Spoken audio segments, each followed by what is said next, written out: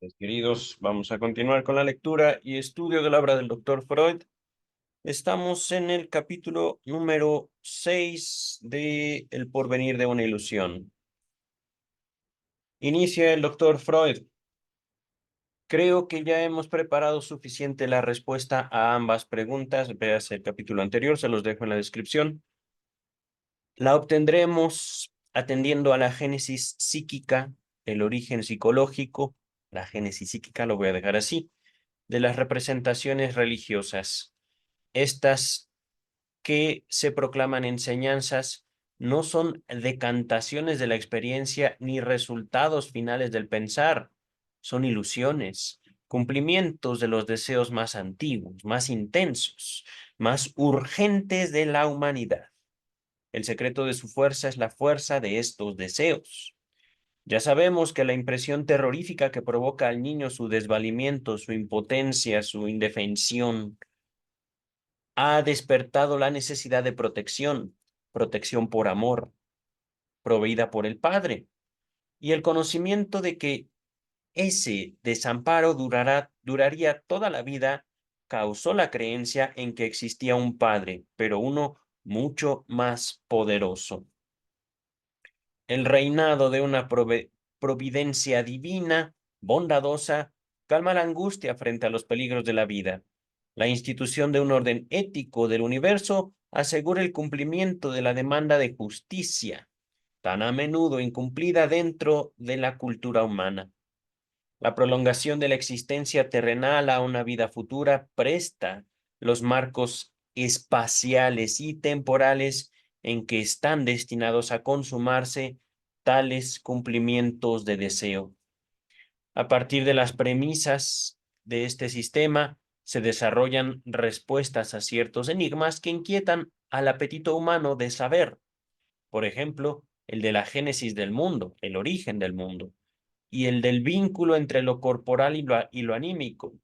Significa un enorme un enorme alivio para la psique del individuo que se le quiten de encima los conflictos, nunca superados del todo, que nacieron en su infancia en torno del complejo paterno y se le provea, se le dé una solución universalmente válida. Antes de continuar,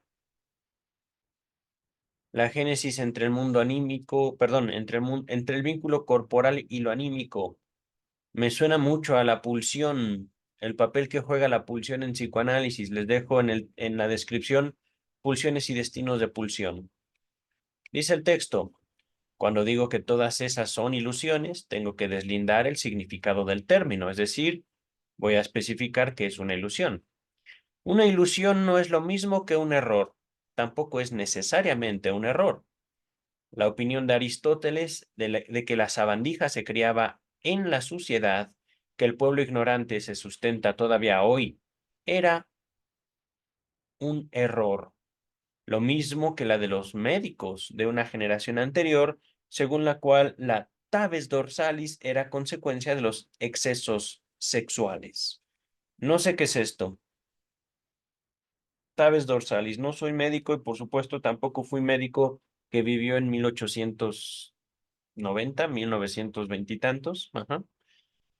Podemos investigarlo, aunque voy a ver si existe algo de tabes dorsalis.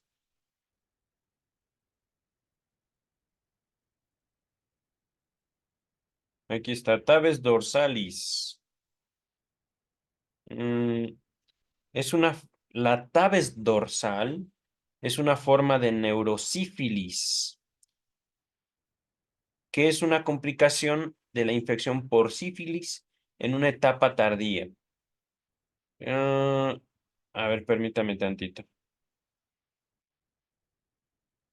La tabe dorsal es una complicación grave y poco común de la sífilis. La sífilis es una infección bacteriana que se transmite por contacto sexual. Cuando la sífilis no se trata, la bacteria puede dañar la médula espinal y el tejido nervioso periférico. Es una degeneración lenta de las neuronas sensoriales. Los síntomas principales son la ataxia, la abolición de los reflejos y diversos trastornos de la sensibilidad. Mm.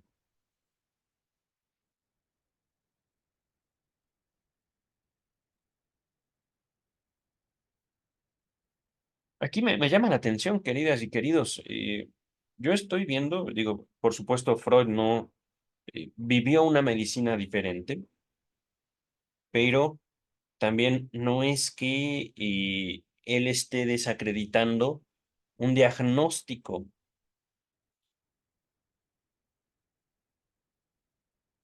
Aquí me parece que Freud está señalando dos criterios presentes en su vida profesional, en la vida de los doctores, de los médicos, de los practicantes de medicina en sus tiempos.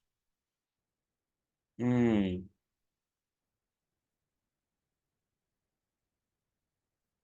miren, es que eh, estoy buscando todavía la tabes. Al parecer, esta palabra apunta directamente a la sífilis.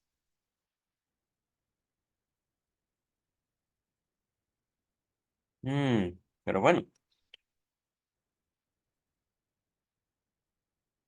aquí voy a quedarme con esto, porque parecería que lo que Freud dice acá es todo creyente en la religión es estúpido. Parecería. ¿Por qué? Porque creen en una ilusión. Y cuando llega acá, dice, no es verdad que yo esté desacreditando ni a la religión ni a los creyentes. Por eso creo necesario decir lo que pienso, me refiero o la razón por la cual uso la palabra ilusión. Con la ilusión no quiero decir están en un error. Ajá. Ahorita esto lo dejamos, digamos, como opiniones de tanto el gremio médico en cuanto a la TAVES, las complicaciones asociadas a la sífilis, como la opinión de Aristóteles. No sé, porque también, le soy sincero, no he leído a Aristóteles, esa es culpa mía, una falta mía, pero yo pensé que con sabandija se refería a algún animalito, lo pensé. Parece que esta palabra tiene como objeto señalar a un ser humano que, digamos, vive en la suciedad. Ajá. No sé si decir como un indigente, un vagabundo. Voy a buscar también qué es una sabandija. Pues sí, reptil pequeño o insecto, especialmente los perjudiciales y molestos. Yo podría pensar en una cucaracha, en un mosquito. Ah, mira, en un sentido coloquial, es una persona despreciable. Sinónimos: canalla, rufián, granuja. Ajá. Miren, esto ha sido muy interesante. Persona inquieta y molesta.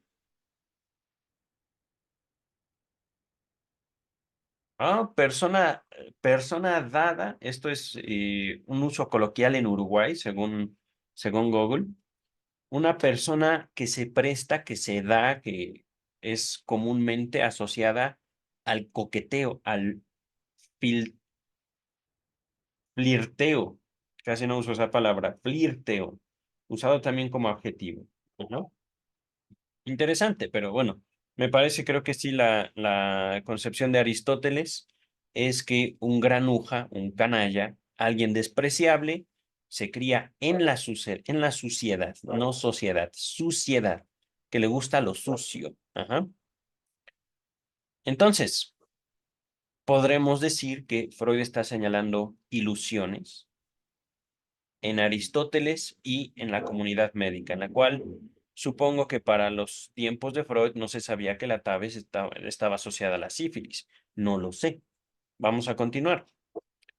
Sería destinado llamar ilusiones. No, no, sería desatinado llamar ilusiones a estos errores. No, entonces son errores, no son ilusiones. En cambio, fue una ilusión de Colón, Cristóbal Colón, la de haber descubierto una nueva vía marítima hacia las Indias. Es por ende, es por demás evidente la participación de su deseo en ese error. Es decir, y me parece curioso,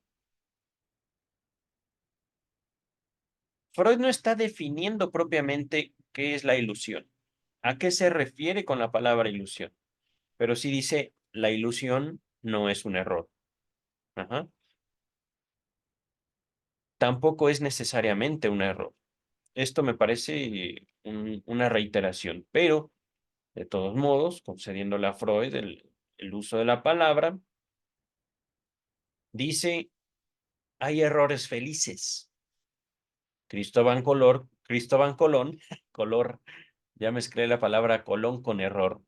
Eh, Cristóbal, Cristóbal Colón tuvo un error creyendo que descubría una nueva ruta marítima hacia las Indias, atravesando de España en orden opuesto, ¿no? España, Portugal. La, ¿Cómo se le dice? Bueno, de donde venía Colón. Eh, Yendo en sentido contrario a donde estaba la Tierra, esperaba él dar la vuelta y llegar a las Indias. Cuestión de que descubre América. Ajá. Eh, Al menos de acuerdo con ciertas versiones de la historia. Pero ese error trajo en sí mismo un desarrollo, digámoslo así, de la cultura europea, eh, que todavía no termina de aterrizar, por cierto.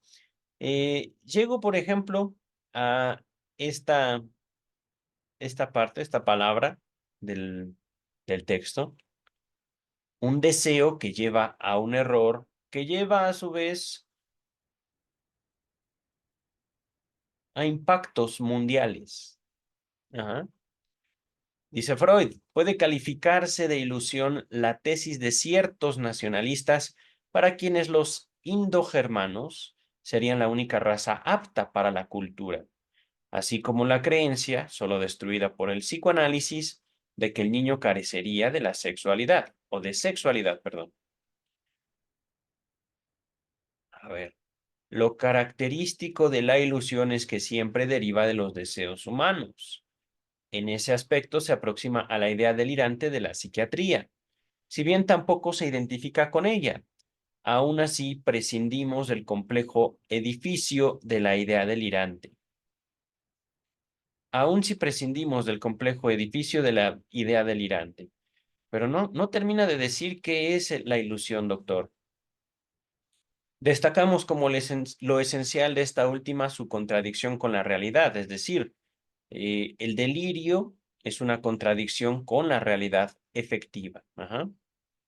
En cambio, la ilusión no necesariamente es falsa, vale decir irrealizable o contradictoria con la realidad. Miren, ok.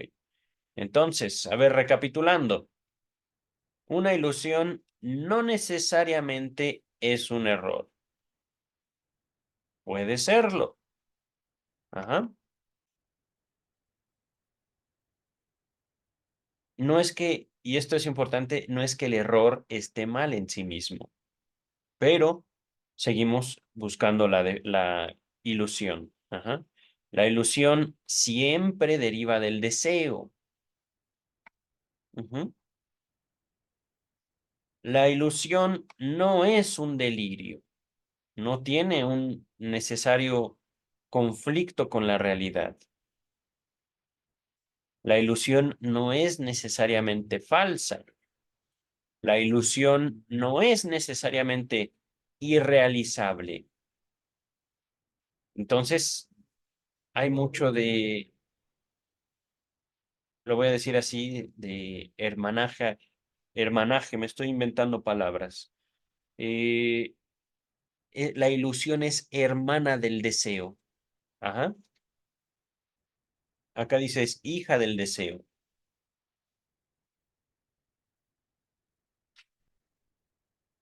Pero lo que sí se puede entender, no hay ilusión si no hay deseo. Entonces sí sería más apropiado decir hija. Oh, creo que ha llegado una visita.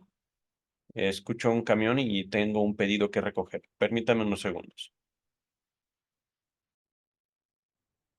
Listo. Habiendo atendido lo que tenía que atender, am, estamos recapitulando lo que el doctor Freud busca señalar cuando usa la palabra ilusión. Ajá.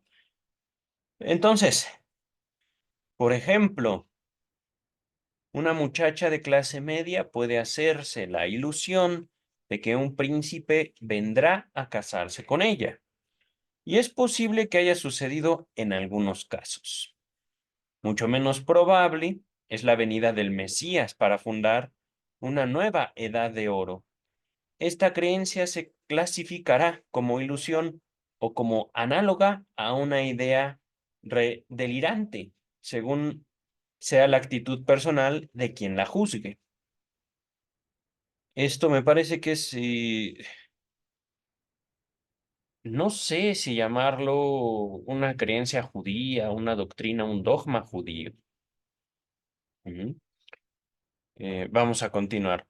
No es fácil hallar ejemplos de ilusiones cumplidas, pero la de los alquimistas de transformar todos los metales en oro podría ser una de ellas. No. Aquí me llama mucho la atención, queridas y queridos, mm, ilusiones cumplidas. Y me llama la atención que Freud use esto. Eh, yo pensaría, no tanto, bueno, yo soy bastante escéptico en cuanto a la alquimia, digámoslo así.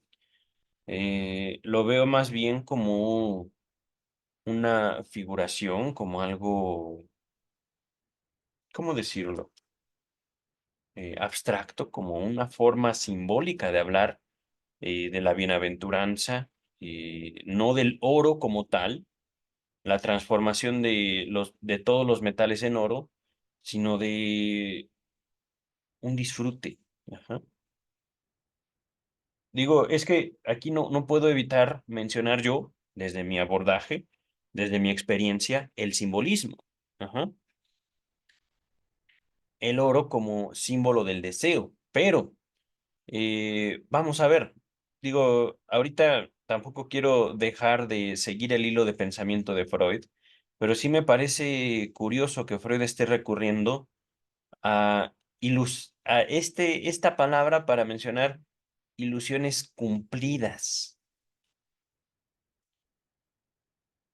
El deseo de tener mucho oro, todo el oro del mundo, está muy amortiguado por nuestra actual intelección de las condiciones de la riqueza. Empero, la química ya no considera imposible una transmutación de los metales en oro. Me deja con... Me deja impresionado, doctor Freud, porque puedo también yo, digamos, nombrar la alquimia como una de las primeras aproximaciones humanas hacia una ciencia que hoy conocemos como química. Ajá. Ahí yo no veo, no tengo ningún problema, pero mm,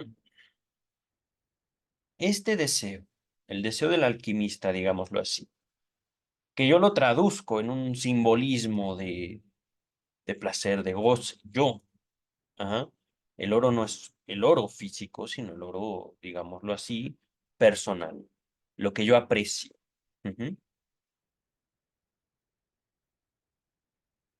Este, este ejemplo en particular me ha encantado, me ha fascinado, digamos, por lo complejo de las implicaciones del deseo humano. Ujú. Y estamos hablando, por un lado, el doctor Sigmund Freud, un médico judío, que se dedica, digamos, desde su adultez temprana, digamos, 40 años aproximadamente, a tratar neuróticos, una condición, digamos, médica, psiquiátrica muy particular de su época. Ujú. Empieza así, se aproxima a la hipnosis fracasa como hipnoterapeuta, deriva en otras cosas, la interpretación de los sueños, todo el psicoanálisis, funda un movimiento internacional con presencia principalmente en Europa hasta la Segunda Guerra Mundial. Fallece el doctor Freud, creo que cuando se inicia, se da por declarada la Segunda Guerra Mundial, habiendo sido despojado de sus pertenencias por el Ejército Nacional Socialista en Viena, ajá, la invasión alemana en Viena, Austria, pero esto les estoy hablando de un futuro no tan lejano para Freud. En este punto, digamos, Freud está como dando una ilusión, ejemplo de una ilusión cumplida, pero también cómo en la ilusión está entremezclada toda la historia cultural. Ahorita voy a regresar al texto y ahorita no puedo evitar pensar en alquimistas famosos, creo que se llama Fulcanelli, me parece. No recuerdo tanto, digamos, de la alquimia, no recuerdo tanto, no tengo estudios tan profundos digamos, esa parte de voy a llamarla así, la época temprana de la ciencia, ahí donde se juntan tanto mitología como primeros empeños científicos, primeras manipulaciones de los elementos. Regresamos al texto, ¿vale? Por lo tanto, llamamos ilusión a una creencia cuando en su motivación esfuerza sobre todo el cumplimiento de deseo. Y en esto prescindimos de su nexo con la realidad efectiva, tal como la ilusión misma renuncia a sus testimonios. ¿Qué? A ver, a ver, a ver, a ver. Eh,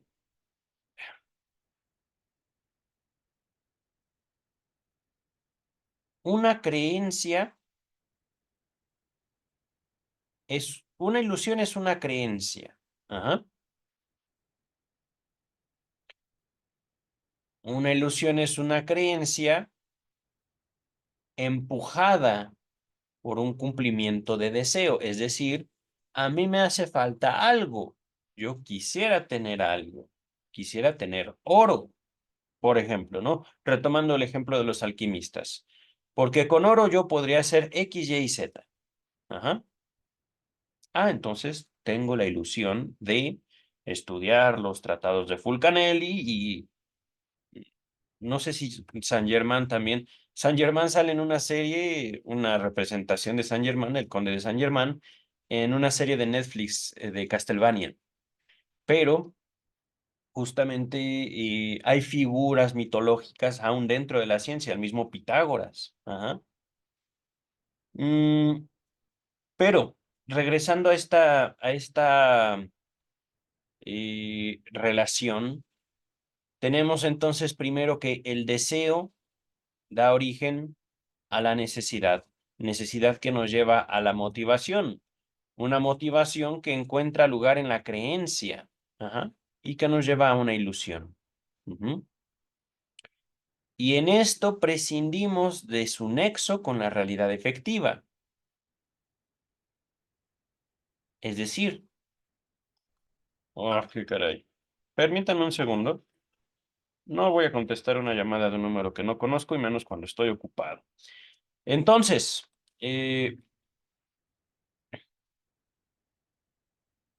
no necesitamos de la realidad efectiva para tener una ilusión. Simplemente hay un vacío, hay un deseo. El deseo existe porque hay un vacío. Ujú. Tal como la ilusión misma renuncia a sus testimonios. Esto no lo entiendo. Testimonios. ¿Cómo que una ilusión renuncia a sus testimonios? No lo entiendo. Tal vez al repasar el texto sepa lo que quiere decir Freud aquí, pero no entiendo esta frase. Debe ser a los testimonios de la realidad efectiva, no a los testimonios de la ilusión. Una ilusión no tendría testimonios, ¿o sí? Pero la realidad efectiva, ahí sí no podemos evitar tener un testimonio, una postura de la realidad efectiva. Eso es imposible. Ujú.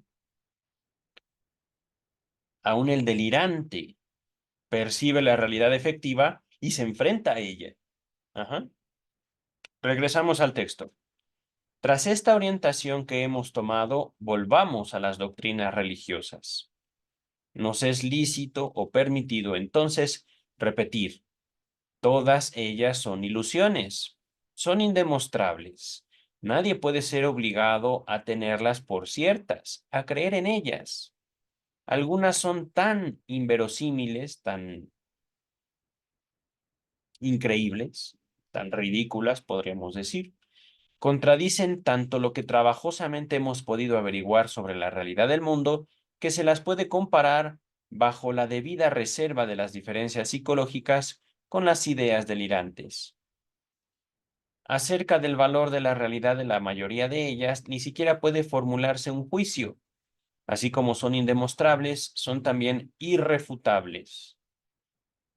Todavía sabemos muy poco para ensayar una aproximación crítica. Los enigmas del mundo se revelan a nuestra investigación solo lentamente. Son muchas las preguntas que la ciencia no puede responder aún. No obstante, el trabajo científico es el único camino que puede llevarnos al conocimiento de la realidad exterior, a nosotros. Tampoco es otra cosa que una ilusión esperar algo de la intuición y del abismarse en uno mismo.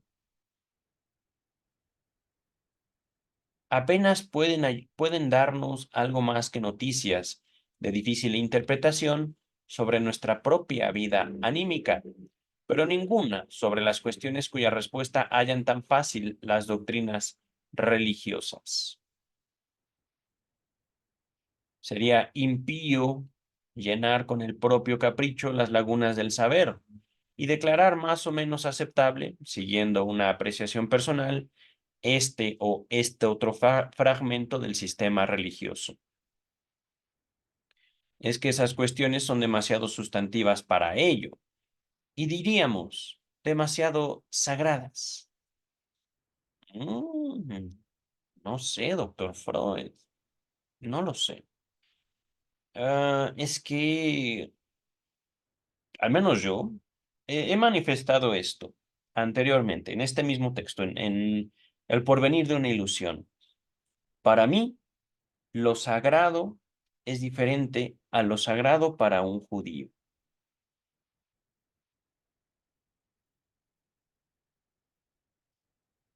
Yo no tengo una vida comunal como un judío. Ujú. Yo no percibo esa, ¿cómo decirlo? Esa sacralidad que viene de mis, y miren, voy a decirlo así, de mis semejantes. Ajá.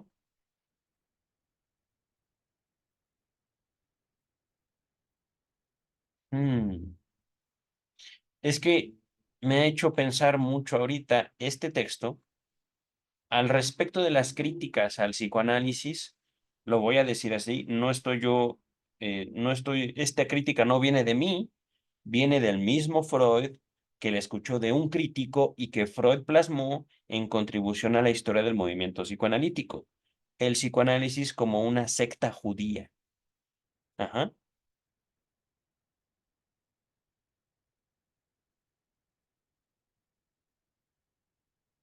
Y luego, particularmente mi condición cultural, me ha hecho preguntarme, doctor Freud, ¿qué es lo sagrado para un mexicano? ¿La familia?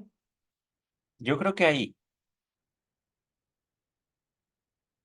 la familia, no la religión, y no un dogma.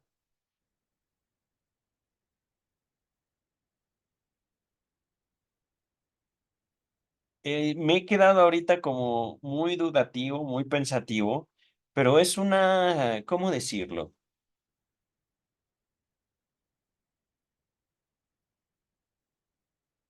Es una diferencia importante con Freud la que estoy teniendo ahorita, no para condenar el psicoanálisis, el desarrollo teórico y metodológico de Freud, sino para señalar diferencias culturales importantes.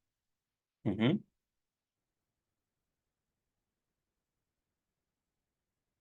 Repito esto me ha dejado, esto es justamente lo que me llevó a eso, ¿no? Yo no soy judío. Para mí, yo podría decir, mi familia es sagrada, pero mi familia no trae una tradición tan rica, tan ancestral, digámoslo así, como una familia judía. Mi familia no trae dogmas que yo puedo compartir y decir yo soy, por ejemplo, de una tribu del judaísmo. Ajá. Yo no lo puedo decir.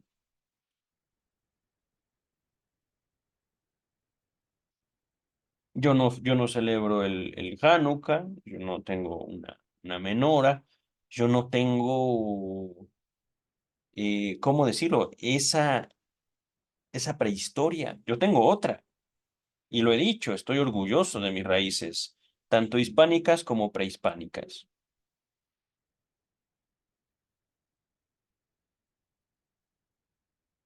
El mexicano es algo curioso, doctor Freud. Regreso ahorita al texto.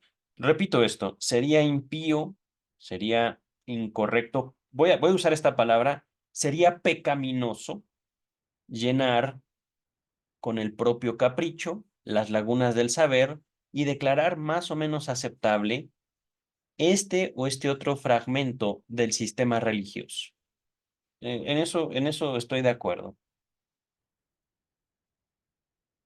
Nosotros percibimos ciertas doctrinas, prácticas, conocemos algo de una religión, ajá, judaísmo, catolicismo, protestantismo, no sé, el islam mismo, ajá, el islam, ajá, y podemos decir, esto es bueno, esto es muy útil, esto es fascinante y esto otro no me gusta tanto, ajá, pero esto es algo también interesante, siguiendo mi apreciación personal. Pero el hecho de que sea impío no quiere decir que no se haga. Me explico. Es decir, no es correcto que yo haga un juicio ante lo sagrado de los demás, ante lo sagrado para la cultura, digámoslo así. Ujú. No es justo, pero se hace. Ahorita yo no estoy poniendo un ejemplo en concreto. Ajá. Que podríamos hablar, por ejemplo, del celibato de los sacerdotes católicos, por ejemplo, ¿no? Que es el ejemplo más frecuente, más común aquí en México, donde ha pasado mucho, mucho atropello de los dirigentes católicos a la sociedad mexicana. Ajá. Les recomiendo una película, se llama La obediencia perfecta. Ahorita regreso al texto. Es que no es una cuestión, digamos, de cancelar lo sagrado. Es una cuestión, lo estoy viendo así, de un replanteamiento de lo sagrado, conforme al tiempo, conforme a las sociedades, conforme a las prácticas. Y esto también es, digamos, curioso, cómo la religión, los discursos religiosos van tomando forma conforme nos tenemos nuevas formas de convivir entre nosotros, de hablar entre nosotros, de buscar contenidos, ajá, buscar discursos, buscar alivio. Por eso lo he dicho una y otra vez en mi libro, no lo digo, creo que lo escribí literal, a mí, no como psicoanalista. Como profesional de la psicología en México, me preocupa mucho el futuro de la disciplina psicológica si no es separada de la autoayuda. Si no retomamos en la psicología el carácter científico, la psicología va a ser absorbida por la religión. ¿Cuál religión? No lo sé, porque va a depender mucho de cómo la religión sigue evolucionando. Porque la religión, a pesar de que ha habido grandes movimientos culturales en contra de la religión se sostiene. Y ahorita el movimiento intelectual, académico, digámoslo así, mundial, no es el psicoanálisis el que se opone a la religión, es la filosofía positivista. Es decir, está mal la forma en la cual tú vives, yo te voy a enseñar cómo vivir, yo te voy a enseñar lo que debes de hacer, decir y pensar. Ujú. Y esto haya lugares en muchas universidades, ajá, justificados por la ciencia, quieren tomar el papel de la religión. Ujú. Pero, eh, regresando al psicoanálisis, regresando al texto en particular, sería impío, entonces, digo, esto es algo también valioso. Tengan mucho cuidado, chicas, chicos, no de la religión, de ciertas personas que usan la religión como escudo para agredir. Ajá. Y de eso hay en todos lados, incluso en la ciencia misma. De eso también el psicoanálisis puede dar cuenta. Freud nos pone ejemplos muy concretos en contribuciones a la historia del movimiento psicoanalítico. No solo se le acusa de haber fundado una secta, ajá, una secta judía, sino también los ataques sin fundamento, simplemente porque sí, estaban a la orden del día, por el hecho de atreverse a formular una teoría, una hipótesis, una práctica. Ujú. Hay también opiniones sagradas en la ciencia, lo cual es paradójico y contradictorio, pero de que las hay, las hay. Ciertos científicos que toman sus teorías, sus hipótesis, sus planteamientos como dogmas religiosos. Ahorita regresamos al texto, ¿vale? En este punto puede esperarse una objeción. Muy bien. Pero si aún el escéptico encarnizado admite que las aseveraciones de la religión no pueden refutarse con el entendimiento, ¿por qué yo debería creer en ellas? Cuando tienen tanto a su favor, tanto en su favor, la tradición, el acuerdo de los hombres y todo el consuelo de su contenido. No, un momento, es ¿por qué yo no debería creer en ellas? Yo lo leí, digamos, ¿por qué yo debería creer? Pero es ¿por qué yo no debería creer? Entonces, perdón, doctor Freud. Nos está invitando a no creer. ¿Qué es creer entonces? Y bien, dice Freud, ¿por qué no? Así como nadie está obligado a creer, nadie, lo voy a decir, está obligado a la incredulidad. ¿A dónde va usted, doctor Freud? Pero que nadie pero que nadie tampoco se complazca con el autoengaño de que mediante tales argumentaciones anda por el camino del pensamiento correcto. Oh,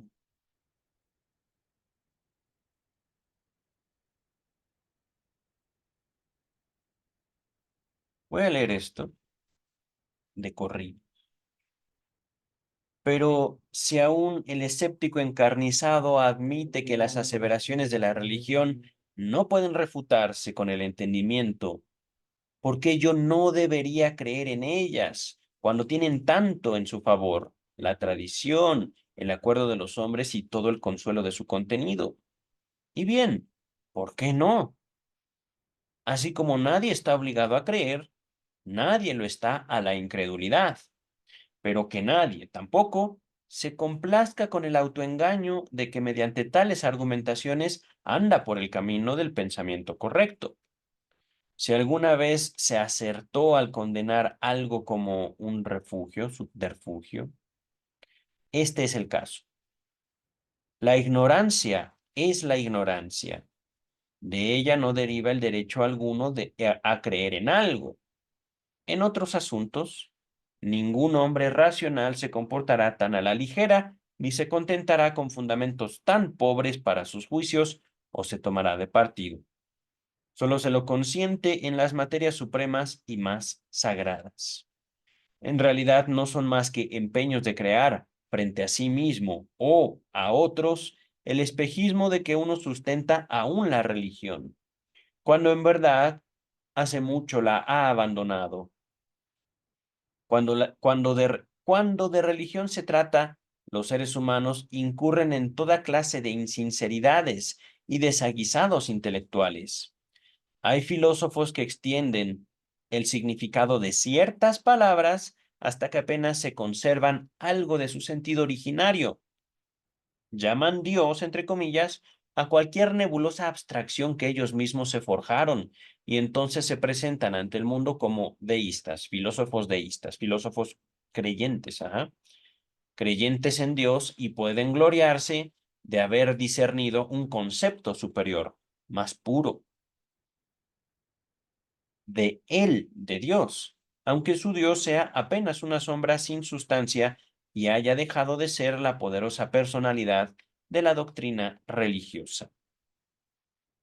Hay algo aquí que me recuerda a un enfrentamiento que tuve con un filósofo, y esto fue sin querer realmente. Eh, es que, miren, no es un desprecio hacia la filosofía tiene un lugar, pero la filosofía frente a la religión es como si un niño tratara de tumbar un árbol a patadas. Un árbol. Ajá. No un edificio, un árbol. Un niño, tal vez un hombre adulto y un árbol pequeño pudiera hacerle algún daño, pero un niño, aún frente a un árbol delgado, no más grueso que mi mano, y si un niño intenta patear un árbol con el objeto de tirarlo, es muy probable que el niño se haga muchísimo daño. Ujú. Hablar de la filosofía es hablar de, digamos, el uso de la razón, sin duda, y también de una profundización cada vez más,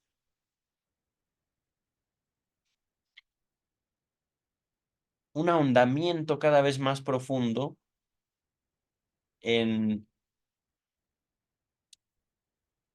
no sé, es que esto es curioso. Tengo yo, no solo por mi acercamiento al psicoanálisis, sino también a la psicología, a la filosofía, no tanto en una alta estima, sino más bien como una piedra fundamental del pensamiento occidental. Ajá.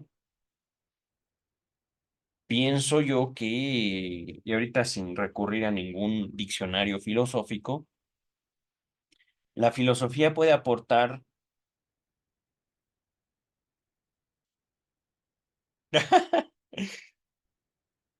algo, al menos argumentos. Ajá.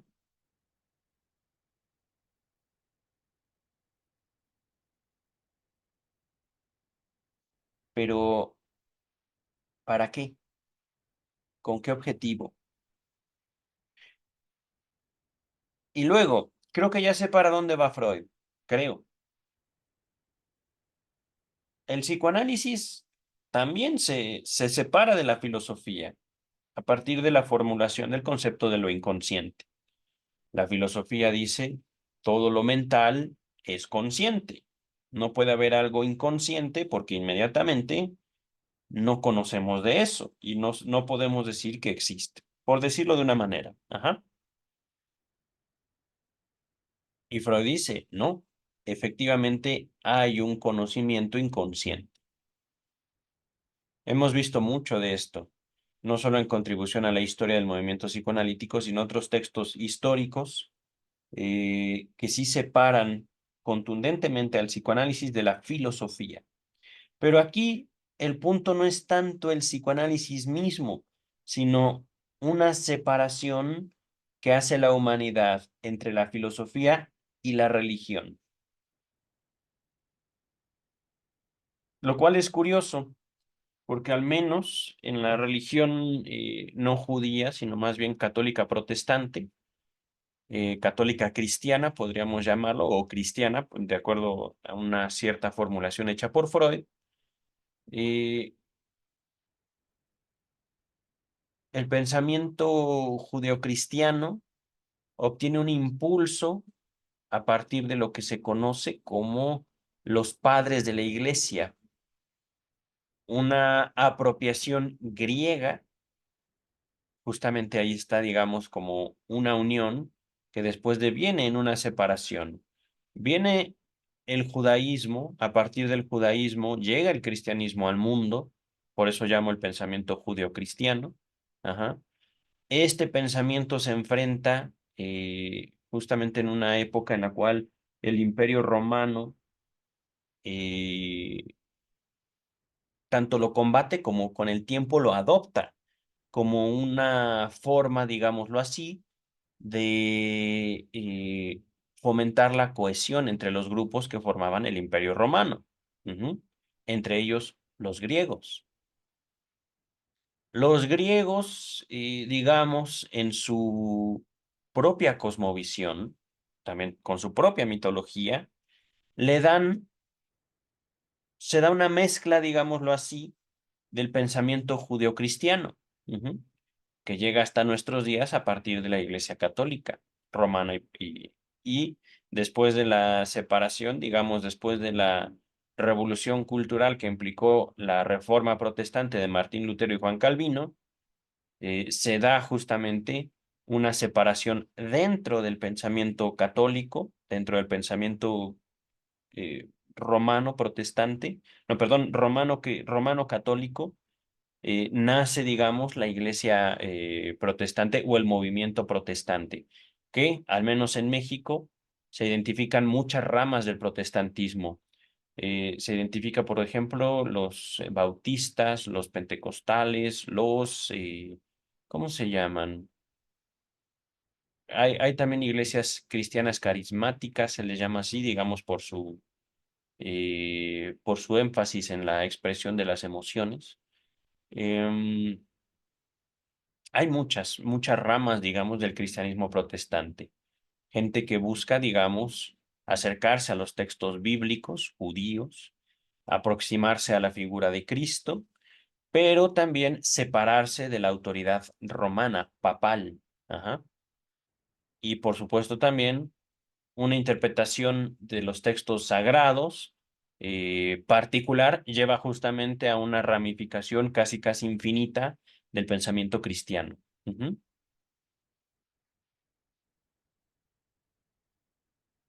Y todo esto, ¿dónde queda la filosofía? En todo, en todo. Pero al mismo tiempo hay, digámoslo así, una explosión del pensamiento, voy a decirlo así, el pensamiento judío-cristiano, ajá, tienen su propia filosofía en cuanto a una propia evolución de sus ideas, pero por el otro lado, la filosofía clásica, la filosofía griega, se expande dentro de las universidades, por supuesto, separadas del pensamiento religioso, bueno, algunas, no todas. También en el mundo hay universidades de corte religioso, ajá, en el cual, por supuesto, se busca una unión, se busca que, eh, voy a decirlo así, la ciencia no esté peleada con la religión, cosa que el positivismo científico sí quiere hacer. El positivismo científico busca cancelar la religión, anularla. La religión, digámoslo así, esto es como algo tomado de mi experiencia universitaria, se decía en la universidad, la religión es para estúpidos, la religión es el opio del pueblo. Ajá.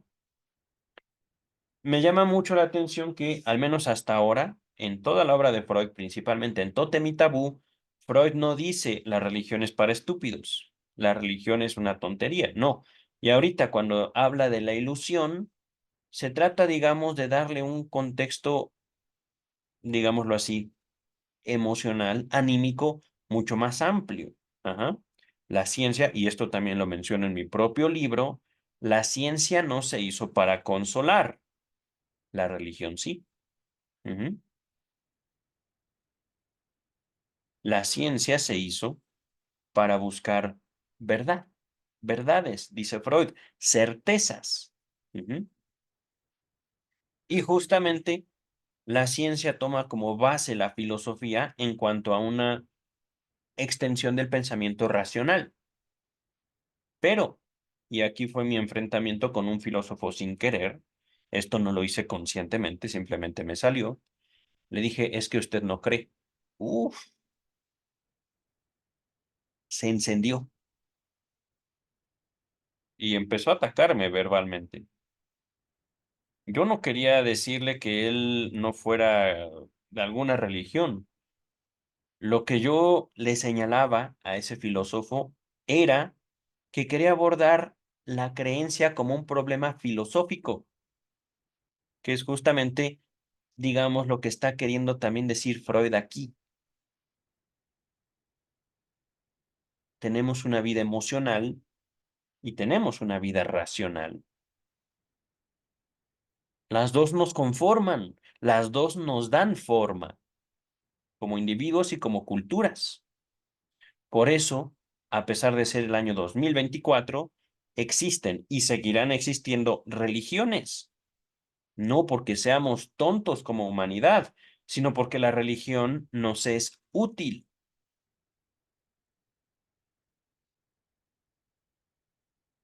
Y la religión, aquí sí concuerdo con Freud, como un conjunto, digamos, de tradiciones heredadas de generaciones pasadas. Ajá. En eso concuerdo. Ajá. Sin embargo, aquí lo curioso, al menos para mí, en mi experiencia propia, en mi limitación o mi vida propia,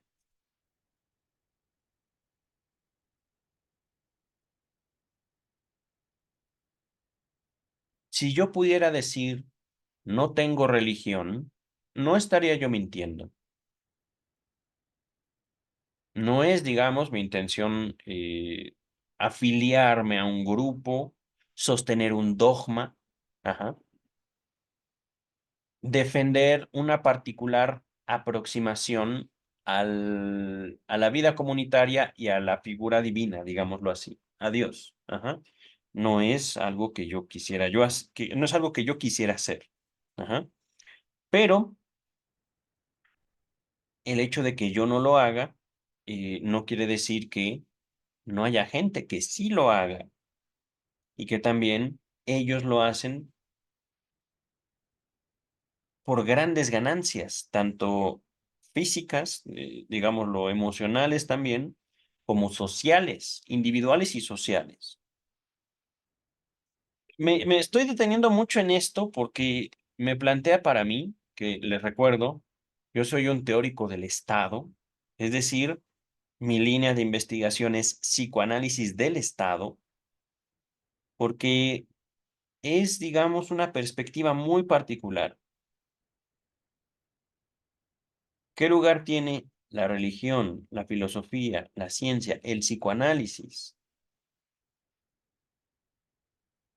¿Cómo podemos nombrar una separación concreta entre todas estas disciplinas?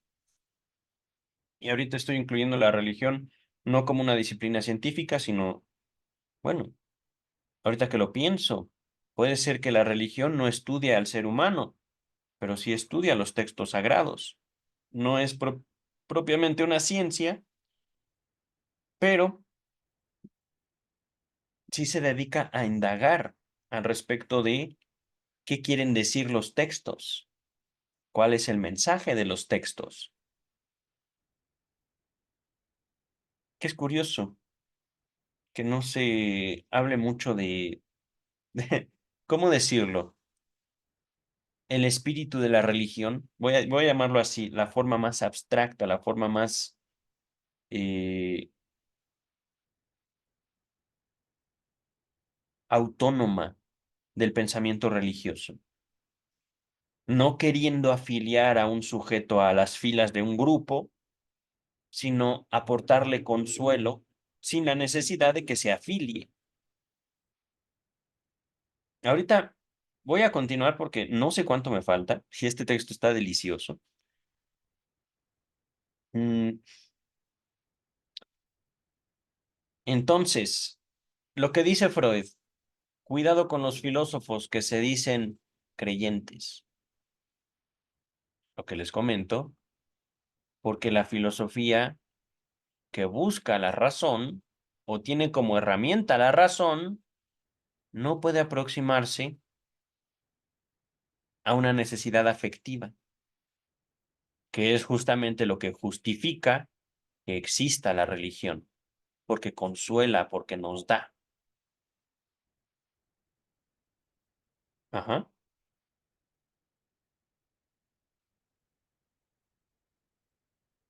Esto también me llamó la atención. Un filósofo teísta, un filósofo que cree, deísta dice el texto, puede presumir de que él, como filósofo, se aproximó más a Dios. ¿Cómo lo ven? Vamos a continuar, ¿vale? Esto, esto lo leo por puro placer. Aunque su Dios sea apenas una sombra sin sustancia y haya dejado de ser la poderosa personalidad de la doctrina religiosa. El Dios de un filósofo deísta. Ajá. Los críticos se empeñan en declarar, entre comillas, profundamente religioso a cualquiera que confiese el sentimiento de insignificancia e impotencia del hombre frente a todo el universo, olvidando que ese sentimiento no constituye la esencia de la religiosidad. ¡Wow! Pues esta adviene solo en el paso siguiente, la reacción que busca un socorro frente a tal sentimiento. Quien no se decida a dar ese paso, quien se conforme humillado con el ínfimo, el pequeñito papel del hombre dentro del vasto universo, es más bien irreligioso en el sentido más verdadero de la palabra. Aquí una experiencia, salía con una chica, la chica no sabía a qué me dedicaba y si se lo dije, ella no supo o ella no me entendió. Me preguntó, oye, ¿tú crees en Dios? Con el afán de que le dijera, sí, yo creo en Dios.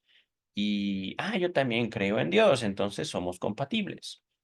No sé si ustedes han tenido una experiencia similar, chicas o chicos. Ujú.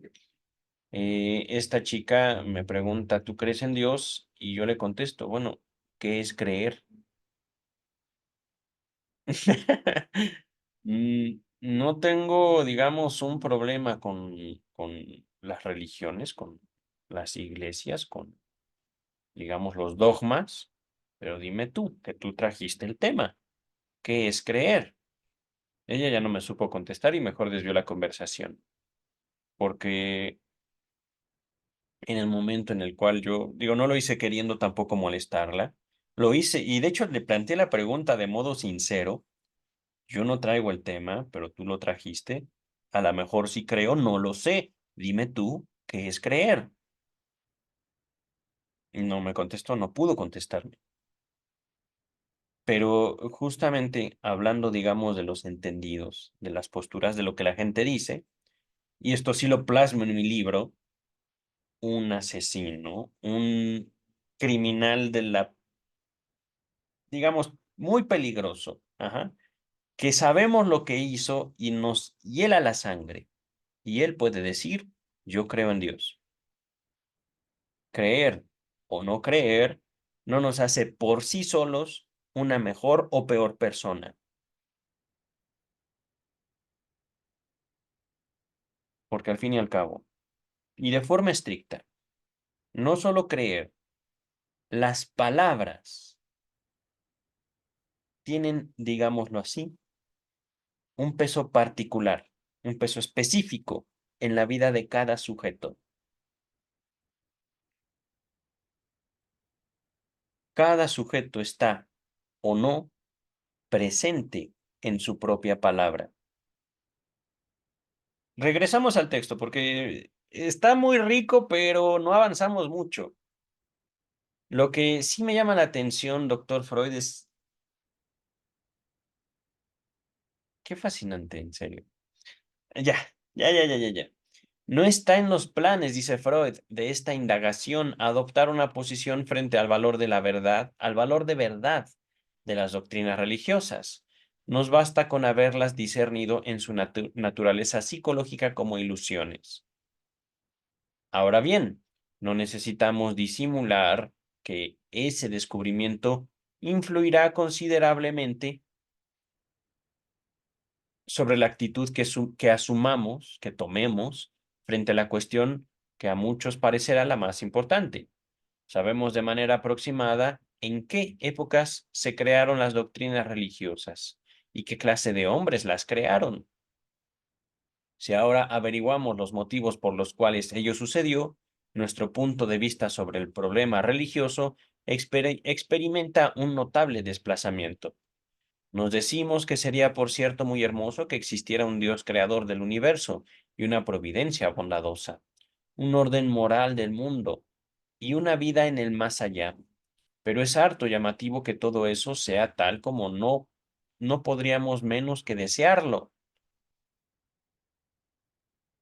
Y más raro aún sería que nuestros antepasados, pobres, ignorantes y carentes de libertad, hubieran tenido la suerte de solucionar todos esos difíciles enigmas del universo. Fin del capítulo 6. Pensé que todavía me faltaba mucho. Por eso he querido guardarme más mis comentarios, pero queridas, queridos, finalizamos el capítulo 6. Capítulo cortito, pero muy rico. Capítulo 7 tiene una extensión un poquito más larga, pero ahí vamos poco a poco. Vamos a dar por finalizado este video. Cuídense mucho. Nos vemos en el capítulo 7. El porvenir de una ilusión. Bye.